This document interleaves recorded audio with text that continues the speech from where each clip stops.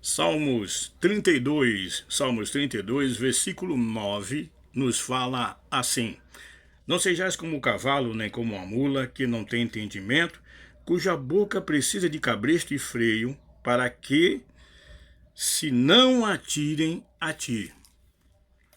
Entendimento. Entendimento me faz levar e chegar à conclusão de que entendimento é conhecimento, conhecimento de causa, conhecimento de como as coisas funcionam. E esse conhecimento é necessário em todas as áreas da nossa vida. Eu aqui quero fazer minha as palavras do Senhor Jesus Cristo no Evangelho de João, no capítulo 8, versículo 32, que ele diz: E conhecereis a verdade, e a verdade vos libertará. A verdade é que Jesus Cristo ainda hoje continua dizendo que ele é o caminho, a verdade e a vida, e que ninguém vem ao Pai se não for por ele. Olhe bem, você é uma pessoa que tem um livre-arbítrio. E esse livre-arbítrio, ele foi otorgado por Deus. Deus nunca forçou o homem a o adorá-lo. Deus nunca forçou o homem de maneira que viesse reverenciá-lo se não fosse por sua própria vontade. Hoje, em pleno século XXI, ouve-se muito e ouve-se essa seguinte frase: a Bíblia é um livro que teve o seu tempo, mas hoje está ultrapassado. E outros dizem assim: se o mundo fosse bom, o dono, o criador dele, caminharia sobre ele. Eu quero refutar essas duas observações que muitas pessoas têm feito diante da palavra e pela palavra de Deus. E mais uma vez eu quero usar o Salmo 32, versículo 9, nos dando a entender pelo Espírito de Deus, quando alguém compôs estes salmos, e salmos eram cânticos que eram entoados na congregação do povo de Deus, tá certo? Então, olhe bem, não sejais como o cavalo não tem entendimento, por isso que ele precisa de alguém que é superior a ele, alguém que tem entendimento para colocar colocar um limite nele, para ele saber que a pessoa quer que vá para o lado, ou vá para o outro, ou siga em frente. E aqui o salmista disse: não sejais como o cavalo. Tem que ter entendimento, tem que se buscar a Deus, porque, olhe bem, esse mundo, eu vou responder agora para aqueles que dizem que a Bíblia é um livro que já está ultrapassado. Este mundo jaz no maligno. E quando se fala de maligno, nós começamos a entender que há neste mundo a ação do bem e a ação do mal. E se nós observarmos para a palavra de Deus, o Senhor nos garante nos guardar e nos libertar de tudo aquilo que é de ação contrária à vontade dele. Então, se alguém diz e alguém acha: mas a Bíblia é um livro ultrapassado, e aí faz o seguinte: vai buscar em outras fontes. E essas fontes, geralmente, ou quase que sempre, ou por que não dizer sempre, acaba levando o homem à condenação eterna. Em 1 Timóteo 2,5, a Bíblia diz para mim que há um só mediador entre Deus e os homens, e esse é o Senhor Jesus Cristo. Aleluia! Para ser mais específico ainda no versículo, para que não haja dúvida, é Jesus Cristo homem, o verbo encarnado que veio para morrer no meu e no seu lugar na cruz do Calvário. Então, mesmo hoje, em pleno século XXI, eu posso dizer a você, por um fator predominante, por um fator que é o divisor de águas: Deus não muda. Deus continua sendo Deus, o homem continua sendo homem, e o diabo continua sendo o diabo, porque ele faz o papel dele, que é matar, roubar e destruir. Mas o Senhor Jesus, que foi enviado por Deus para buscar e salvar o que se havia perdido, ele vem a este mundo para salvar a todo aquele que nele crer. Então eu quero dizer a você que, mesmo que muitos pensem que a Bíblia está ultrapassada, mas na Bíblia está revelada o começo, o meio e o capítulo final de toda a humanidade. Deus ainda hoje olha para aqueles que querem se achegar a Ele, que estão cansados, que estão sobrecarregados. Ele ainda continua no dia de hoje, em pleno século XXI, através da palavra, através do verbo encarnado que é o seu Filho, dizendo o seguinte: vinde a mim todos vós que estáis cansados e oprimidos, e eu vos aliviarei. Então eu quero dizer para você que ainda hoje Jesus tem poder para mudar, para transformar, para libertar e preparar você para ser um cidadão dos céus e ir morar com Ele na sua glória. Alguém já me disse também certa vez, eu ouvi alguém dizer: o inferno não existe, o inferno é aqui. Eu digo, engraçado, quando eu começo a colocar isso de acordo com a palavra de Deus, ou quando eu começo a questionar pela palavra, eu vejo que esses pensamentos são demoníacos.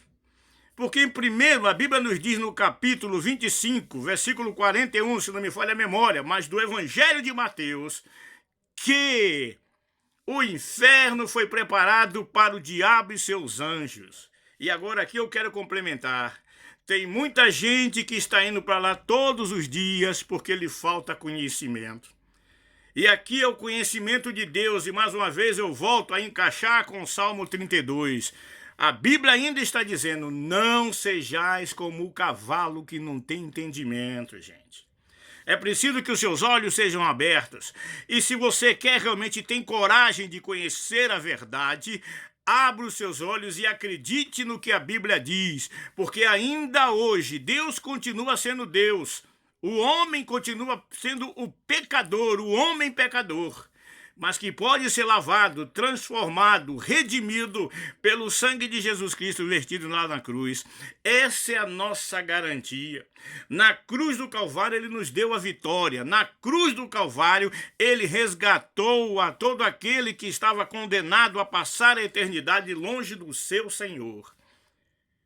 Para isso Jesus Cristo veio, como diz 1 João, para desfazer as obras do diabo. E por que eu falo tanto nessa palavra pesada? E muitos, ele só fala de diabo, para que você entenda, que os seus olhos sejam abertos, que você entenda que fora da palavra, fora desse livro, que para muitos ainda continua sendo um livro ultrapassado, Deus não dá segurança a ninguém, mas se você se encaixar na palavra, aí sim, você vai ter a garantia de um Deus que, através do sangue do seu Filho, nos garantiu a vitória e nos garante a vitória ainda a todo aquele que hoje se achegar a Ele. Conhecedor, conhecimento é poder, né? Eu vejo muito aí, eu converso até com alguns teólogos, eu converso até com algumas pessoas com um curso de nível superior. Bem, o velho Jaime passa lá por baixo do mais baixo. Mas eu converso com essas pessoas e depois eu vejo que tá parecendo um balão que se você colocar uma agulha na ponta, ele estoura. Porque estão inchados, cheios de letra, mas vazios do Espírito de Deus, vazios da graça de Deus. Primeiro eu quero dizer uma coisa a você: se fosse por conhecimento, o diabo jamais teria permitido que Jesus morresse na cruz do Calvário. Porque esta palavra não é só a questão de conhecimento, mas é a questão de revelação. Deus revela o seu plano àqueles que são seus, àqueles que se achegam a Ele, àqueles que entregaram o seu caminho nas mãos dEle. Então essa palavra é revelada. Imagina, conhecimento por conhecimento, o diabo conhece a Bíblia de capa a capa. O problema não é conhecer, o segredo não é conhecer. Conhecer é bom, conhecimento é poder, e conhecereis a verdade vos libertará. Eu volto a frisar o que diz João 8,32. Mas além de conhecer, é preciso obedecer. Porque o obedecer é na obediência dos mandamentos. É como diz o Salmo 119, eu vou terminar aqui o versículo 9. Como observará, o mancebo o seu caminho? Aí diz, observando, como guardará o mancebo o seu caminho? É observando conforme a sua palavra. Aleluia. Então a igreja hoje que quer seguir o ensinamento de Deus, mas não está com os olhos voltados para a palavra, é presa fácil. Vai se cumprir na vida daquela igreja, vai se cumprir na vida daquele povo que está sendo guiado por um líder que não tem a sede de conhecimento da palavra, vai se cumprir o que diz 4,14 do livro de Efésios. E não sejamos mais como crianças que são levadas por todos os ventos de doutrina. Então, o conhecimento, você vai identificar da seguinte maneira: chamar para a campanha, a igreja está cheia. Chamar para uma festa de confraternização, uma igreja está cheia. Chamar para oração, hoje eu não posso, irmão, eu estou com problema lá em casa, vai chegar umas... Não vai ninguém. Aí eu pergunto, como é que queremos vitória se não queremos nos posicionar? Porque a Bíblia me diz que eu tenho que me posicionar para que o milagre aconteça.